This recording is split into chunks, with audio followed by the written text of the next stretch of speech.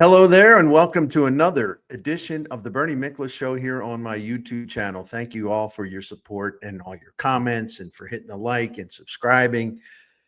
Get the word out to some of your partners, some of your comrades. See if they'll subscribe as well. Appreciate you. Well, I'm wearing, I haven't had this one on for a while, this cap, in case you missed it when I explained it when I got the cap. This is the baseball team. It's a vintage version of a baseball cap worn by a team in the Dominican Republic, Escogido. And I ordered this hat in honor of Albert Pujols, who is managing Escogido this winter in the Dominican League. Yadier Molina is managing a team there as well. So it makes for an interesting situation. And yesterday at scoopsnetwork.com, I offered an update about how their teams are doing, but there was new information that I saw this morning, so I want to update it. And by the way, I don't normally double dip. I try really hard to avoid that. My videos are separate from what I write, although there's obviously going to be some crossover because we're talking about the Cardinals, and there's always things to say about this or that and this or that. And there's no harm, no foul in actually, putting it on all of my platforms. But I try to do a good job of keeping it separate and circling back and maybe doing some writing later or doing the video later if I've done the writing on a topic. You know what I'm saying? So anyway, you probably don't really care about how the sausage is made, but I just wanted to tell you that. And but the update, and give a hat tip to two people, Mark Powell from Fansided, but also, more importantly, perhaps, Mike Rodriguez, who's a former analyst with the Chicago Cubs Spanish broadcast crew, and he covers baseball in the DR. And he put out a tweet on X about Pujols sort of being under fire, catching a lot of heat from fans of Escogido because they're not doing very well. And I don't mean to laugh at that because I want Albert Pujols to win every game he manages. Same with Yadier Molina. But it's amazing how, and it's very, very passionate in the DR when it comes to baseball. So fans of that team, all the buildup for Pujols, they're probably expecting more. I have no way to judge the talent that he's working with, but Mike Rodriguez, who does know, he used the phrase, and I'll get to this in a minute. He indicated that actually Escogido has a lot of talent. So maybe they're underachieving. So what do you mean by underachieving? What do I mean by that? Well, they got off to a really good start, but Escogido has lost 15 of the past 21 games. They've gone from first place, and now they're in a virtual tie for third with Molina's team. But if you go by winning percentage, Pujols, Escogido, de Leones are in fourth place in a 6-team league. But the thing about it is that they're 6-15 in the last 21 games. And so they're 21-20 overall. And Yadi's team, Agalas, I'm saying that wrong. I'm such an idiot. Agayas, whatever. Forgive me. You can make fun of me. That's fine too. They're 19-18. I wish I knew how to speak Spanish, and yes, I'm being sincere about that. So Mike Rodriguez, reporter broadcaster down in the Dominican Republic covering the Winter League, this is what he wrote. This is what he offered on X, and then Mark Powell, put it on Fansided. I saw it there, and I thought, well, I can freshen up what I put out there yesterday about those two guys managing and how they're doing. So here we are. Mike Rodriguez wrote, and I quote, "What I feared has come to pass. The lack of respect from some fans towards our future Hall of Famer, Albert Pujols. This great human being is being severely criticized, and many are calling for the manager's dismissal." Okay, 41 games. Quote from, again, Mike Rodriguez: "This team is going through a critical moment, having lost 15 of its last 21 games. From being in first place, it now finds itself tied in third place, one step away from falling to fourth place. Technically, they are. And if it weren't for that magnificent start to the season, they would be much further away from that position today, despite the formidable talent they have on their squad. So, welcome to managing Albert Pujols, right? He ought to call Oli Marmol. Yeah, they can commiserate. It's not an easy gig, especially if the fans turn on you, and whether it's justified or not. I feel like every time I talk about Marmol here on the Bernie Miklasz show, Marmol here on the Bernie Miklasz show, like I'm going to get like slapped around one way or the other. If I say he did a great job with the bullpen last season. The Cardinals overachieved. They won 83 games. It looked like they were going to have a losing season. They didn't. Even if I just offer like what I think is like a fair assessment, it's like, how can you say that? You're a shill, Miklasz. And then, of course, when I rip Marmol, which has happened a lot, that's forgotten as soon as I say like one semi-nice or even fair thing about him. I don't mind. You can see I'm laughing. It's all part of the game, right? So, but I wanted to talk about this because one of the things Fansided did, Mark Powell did in his piece, was he was saying, well, if Cardinals fans are waiting and hoping for Albert Pujols to be their next manager, don't get your hopes up, because Mark is basically intimating that it has not gone well for Pujols down in the DR. And where I would differ with Mark is that, listen, just because a guy who's never managed anywhere or anything before, he's down in the DR, and it was a big deal when he came. Expectations are way up. And just because they're having a difficult time, this does not disqualify Albert Pujols from managing the Cardinals or any team. And I know we live in the hot take world. I get it. We got to overreact to everything. I get it. I'm guilty of it at times. But this, Albert Pujols' team struggling down in the Dominican Winter League. It's a learning experience. That's why he took the job. It's absolutely why he took the job, to get experience. So I would just suggest we kind of like calm down before we collectively issue a verdict on Albert Pujols' ability as a manager based on 41 games in the Dominican Winter League, where players are coming and going and everything else. So I got that out of my system. However, this leads us to another discussion about Oli Marmol. And here I go again, because this is tied into the fact that, Molina's team's doing pretty good. Albert's team, based on expectations, doing pretty bad. I don't think it's going to influence anything the Cardinals are thinking, but it invites another conversation about Oli Marmol's future. And it gives us sort of a jumping off point in this, because there's some things I had wanted to say about 2025 with regards to Marmol. Bernie, stop. Okay. I'm just having fun. Can I amuse myself? Thank you. Thank you for your patience. Marmol's contract has 2 years to go. It doesn't expire until after the 2026 season. That turned out to be John Mozeliak's parting gift to you all.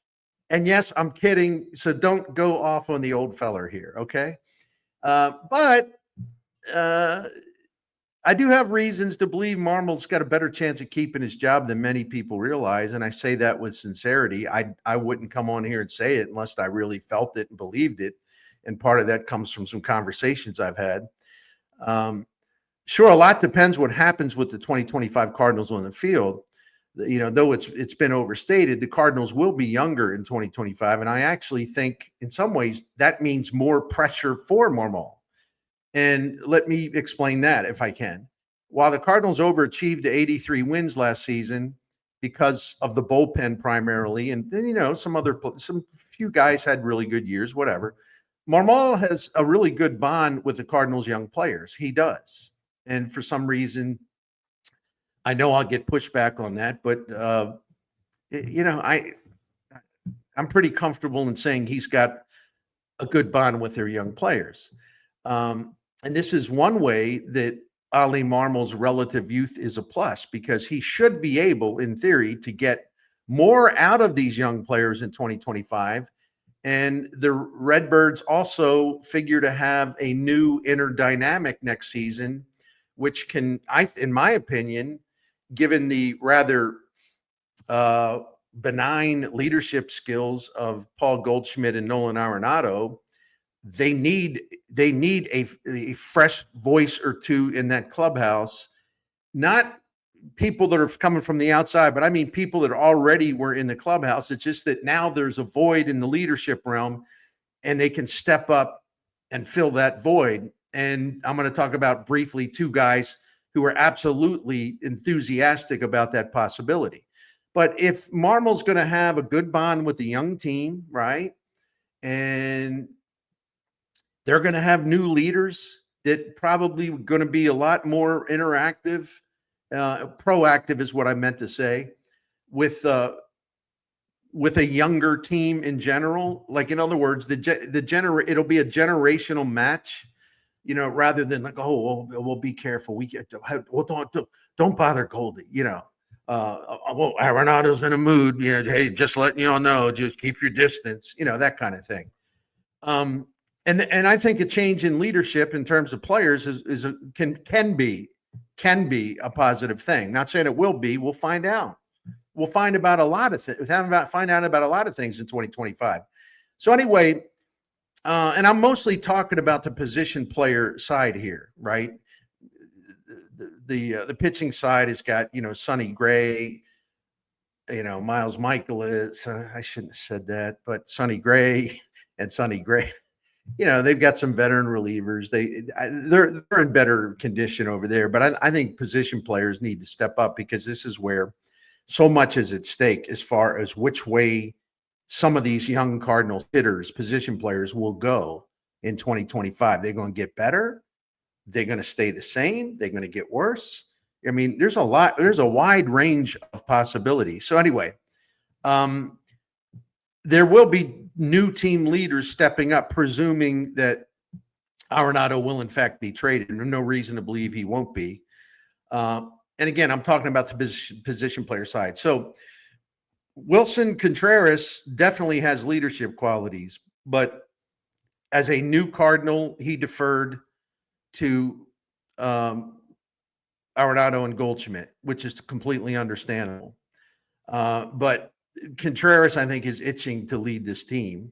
And to me, given the grace he has shown after they threw the pitchers and Marmol threw him under the bus like 5 weeks or 6 weeks into his first season with the Cardinals, and as hard as he plays, as hard as he competes, what he's been through. And oh, by the way, he also does have a World Series ring, because Contreras, people think that was David Ross's team, and it was to an extent, of course, but Contreras played a lot in that 2016 postseason. In fact, he started Game 7 of the World Series, which, of course, the Cubs won by defeating Cleveland. So he's got a ring. I haven't even thought about this, but any Cardinals players have a ring, as in World Series ring? Please correct me if I'm wrong. Off the top of my head, I would say no, and I should have thought about that a little more. But that's okay. Sometimes even I have to wing it a little bit. So Contreras definitely has the stature to lead, and he'll be one of the most important players for the Cardinals in 2025 by playing first base and not the wear and tear catching, which causing injuries and to miss more games. He'll play a lot more, which means a lot more offense from Contreras and for the Cardinals. So Contreras is one. And then we're talking about, and I've mentioned this before, Brendan Donovan has expressed a desire to take a more prominent role in that clubhouse. He wants to make a difference off the field, as well as he, to me, has always made, for the most part, always made a really good difference, positive way on the field. Listen, I think Donovan is a really smart guy. I think he's a tough guy. He's resilient. He's ultra competitive. He doesn't back down. He's a good communicator. He's highly respected by his teammates. And keep in mind something, and that's why sometimes I just like get irritated when others in the media, talk about youth movement. We're going to play the kids. We're going to do this. We're going to do that. Young, and they include Brendan Donovan on the list. I don't understand that. I really don't. And I also don't understand why they're pegging him specifically at one position. No, a big part of his value is that he can capably play defense at 5 different positions. And if you need him in a pinch, he could also play shortstop in an emergency. You don't lock him in at one position. My goodness. Think about this a little bit, my friends. That's directed at the media, not y'all. Anyway, Donovan is not a kid, though. He'll turn 28 next month. I'm not saying he's an old guy, but he's not a kid, okay? He's played in 374 major league games. That's not like a massive amount, but that's pretty good experience in this day and age where players are brought to the major leagues quickly, right? A lot of them make their mark that early, that soon, with under 500 games. It's almost expected that you do that now. Donovan's got just under 1,500 major league plate appearances. He's been a Cardinal continuously since coming to the majors late in April 2022. He's been an above average hitter. His career OPS plus is about 13% above average. He's starting to hit for more power. He's got really good on base skill. He can fight off pitchers and wear them out by taking long at bats, and he'll draw walks. It depends on what his role is. I for one I prefer Donovan to bat leadoff because of what I just said. He works counts. He makes pitchers throw a lot of pitches. He will, if they don't want to come in with a strike that he can hit, he'll take walks and he'll drive up his on base percentage. But when he's hitting a little lower in the lineup, there are times where it's like, okay, now you got to be, pardon the cliche, you got to be an RBI man. Hey, drive the ball if you can. Don't be quite as picky at the plate. So anyway, that's just a little side trip I just made there. So I apologize. So he's an above average major league hitter. He has experience relative to the way baseball is now. And he has worked really hard to be solid and in some spots good defensively at 5 positions, which, the fact that he's already won a Gold Glove and he was cited for his versatility defensively. And that versatility defensively only enhances his value to the Cardinals. The point is, Donovan commands a lot of respect because he's done some things in this game, and they see how he's a team first guy that's willing to do anything on the field to help them win a game, including play any position they ask him to play, and making sure to work hard enough to take pride that the defense will be good at that position, all those positions. All right. So in theory, younger players should thrive or at least improve in 2025. They're going to have a leader that is closer to their age. They're going to have a manager who is has developed a really good bond with his young players on the team. They're sort of the X factor things are favorable as far as like the non-performance stuff, talking about the vibe in the clubhouse, the leadership, the dynamic. It's kind of a fresh start for the Cardinals in that area. But if dudes like Jordan Walker and Nolan Gorman, because I said, hey, if guys start to thrive, blah, blah, blah. But if guys like Walker and Gorman continue to struggle and underperform and really just, plummet even more, if they just continue to disappoint, because I think we got to see something from them in 2025, something good. But if that doesn't happen, listen, that's going to raise questions about Marmol's ability to maximize the existing talent that he has. And maybe we all, including the Cardinals, overrated Walker and Gorman. I don't know. But the point is, a manager, one of the things you look for is that he can make his players better when it is possible to do so.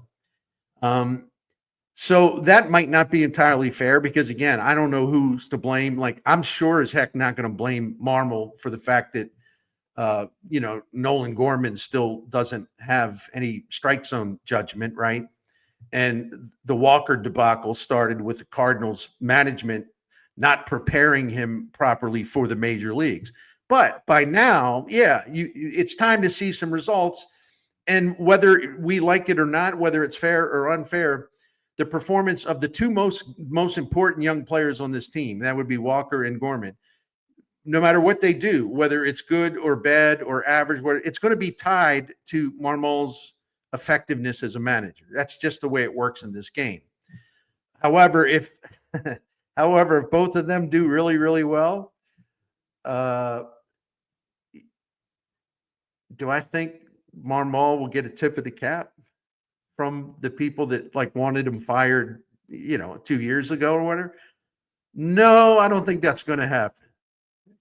I don't think that's going to happen. That's right. Hey, carry on. It's all good. If this so-called youth movement goes poorly and too many players fail to progress, there's no guarantee of Marmol lasting into 2026. One key will be the success of new hitting coach Brant Brown, who brings a more enlightened approach to the job. I'm really impressed by his early work. He really wants to make a difference by showing Gorman and Walker different things they have to work on, including, most of all, the mental approach to hitting. And then he'll get into some mechanics. But he's already working with those guys. Well, he's worked with Gorman already. And I know he plans to go to Jupiter, Florida, if he hasn't done it already, to work with Jordan Walker. And this can only help them, right? It won't hurt them. It will only help them. And Brown, don't forget, 5 years in the Dodgers organization working as a hitting instructor or coach in various capacities. The Dodgers don't hire bad coaches, all right? They don't hire bad anything. That's the smartest baseball operation in the majors. And if he was good enough to be there 5 years, that tells me all I need to know about how he's seen in the game, right? Well, they fired him in Seattle. Have you looked at Seattle's offense? Have you looked at the ballpark? I'm sorry, when's the last time Seattle won anything major? Oh, what? Oh, that's right. Way back when Ken Griffey Jr., they knocked off the Yankees in the playoffs way back when. Griffey was still there. And keep in mind, too, it's not only the Dodgers who you can look at Brant Brown and say, hey, he's got some instant credibility with me. I don't give a damn whether the Mariners fired him. Guys get fired all the time, whether they deserve it or not. I always judge, well, tell me the quality and the intelligence level and the track record of the organization that is doing the firing, because you cannot separate. It's impossible to lump all these guys together, anyone who gets fired. The team has a lot to do with it. Anyway, and don't forget, Brown was hired because Skip Schumacher recommended him strongly to Marmol, and Marmol was excited with Skip's recommendation, and Marmol got to know Brown, and they talked philosophy. They talked about a lot of things, and Marmol's really excited about having Brant Brown as the hitting coach. So we'll see what happens, but Brown improved the Miami Marlins offense the year that Schumacher won Manager of the Year for leading the Marlins to the playoffs. And the overall numbers for the Marlins, because I know somebody will go to like Baseball Reference. Well, wait a minute, they finished like 12th in runs or something, whatever, in the American League, in the National League, pardon me. No, when I say that offense improved, I looked at that offense the year before, and the improvement came in Brown's first year as the hitting coach, the only year as the hitting coach. Okay. Numbers went up across the board. He was doing some good work. There are other factors in play. The front office is inclined to hold on to closer Ryan Helsley and starting pitcher Eric Fetty. Both players can become free agents, as we know, and we've talked about, after the 25 season. And the Cardinals would do well to trade them and add more young talent to the nest, which would set them up for a more promising future. I strongly believe that, and you've heard me harp about that a few times. In particular, the starting pitching market is going absolutely insane. Major league teams this year already in free agency have spent, gosh, and I wrote this down and can't find it, but they've spent 800 million or so in free agent contracts for starting pitchers, and we're talking about fewer than 20 contracts. And you look at what the Red Sox had to give up. They gave up 4 of their top 14 prospects to get Garrett Crochet, that left-hander with the 35% strikeout rate. I mean, if you want starting pitching, you're going to pay. You're going to pay financially. You're going to pay big prices. And if you want to trade for a guy, well, there's such a shortage of pitching. You're going to have to give up some of the goods to get a legitimately good, solid starter. Okay. And Fetty, despite what people say, is that. I talked about where he was in Fangraphs with all the ratings and everything. He's even better at Baseball Reference, which had him 6th best starting pitcher. Their wins above replacement formula had Fetty as the 6th best starting pitcher in the game last year. Okay. He's got credibility, and there would be a market for him, especially with all these teams so hungry for starting pitching. So if in that context, flipping Fetty makes a lot of sense, tremendous amount of sense. But look at it this way, since we're talking about Marmol, if the Cardinals keep both pitchers, that will give Marmol and the team a better chance to win more games in 2025. It would give the Cardinals and their manager a chance to exceed expectations. And if you exceed expectations and you do it in a really noticeable way, then why would the Cardinals sack the manager when he will have 1 year to go in his contract? That really does. If you put your personal feelings about Marmol aside, it wouldn't make sense to kick him to the curb in a transition year where fans and media are expecting the Cardinals to take a drop. But what if they go up in terms of wins and they do better than most of us thought? So in that scenario, does that justify firing a manager? What would that be based on? I don't know. I mean, we're going to find out a lot. I'm just raising some questions here. Oh, that's right. I said something remotely positive about Marmol. Okay, sorry. I got it. I'm getting red in the cheeks from slapping myself. Have I lost my mind? Yeah, pretty much. Listen, this is the other thing I want to tell you, and you need to know this. Chaim Bloom, of course, going to be taking over as president of baseball operations at the conclusion of the 2025 season. It would be a mistake to assume that he's itching to make a manager change. We don't know. Nobody knows. He may have a ready list. I'm sure he's been thinking about every aspect of taking over this new job, replacing John Mozeliak. So I'm sure somewhere he's probably got a list of people that he would like to talk to if he wants to hire a manager, if he wants to hire a new manager, right? So I'm not going to assume that he's itching to go get his own guy and say bye-bye to Oli, unless maybe Oli wants to get out of managing and they can put him on the player development side. I don't know. John Mozeliak said at one point they thought that's where Oli Marmol's future in the organization was going to be, player development. Okay. I just wanted to put that out there again to remind everyone. But here's something that I'm told, and I 100% trust the information because I confirmed it. Bloom and all of these impressive people that he's already brought into the organization have been very open and approachable and communicative with Marmol and the coaches. The manager and the coaching staff, they're being kept in the loop in every way. And so a good relationship is forming amongst them. And it may not be what you want to hear, but it's true. And I'm just giving you the information that I have learned about. So listen, we can talk about managers, new managers, all we want to, Pujols and Molina included. And Molina, remember, in Puerto Rico, managing the national team in the World Baseball Classic, did a heck of a job, just a heck of a job. And just because Pujols' team in the DR is struggling, it doesn't prove anything about his value as a manager once he gets experience and is more ready for the job. My gosh, he retired as a player after the 2022 season, wasn't that long ago. And so he took this job to get some experience. But here's the reality. We have to wait and see what happens with the Cardinals in 2025 because there's a lot of things in play. There's a lot of variables, as you know. But it's just good. It's just good to. I believe I always have to remind myself of that, so I'm reminding you of that as well. We have to wait and see. We can speculate about Oli Marmol's future, one way or the other. But I do know this: he'll have a chance. I believe he'll get a fair chance to keep his job, which would bring him back in 2026.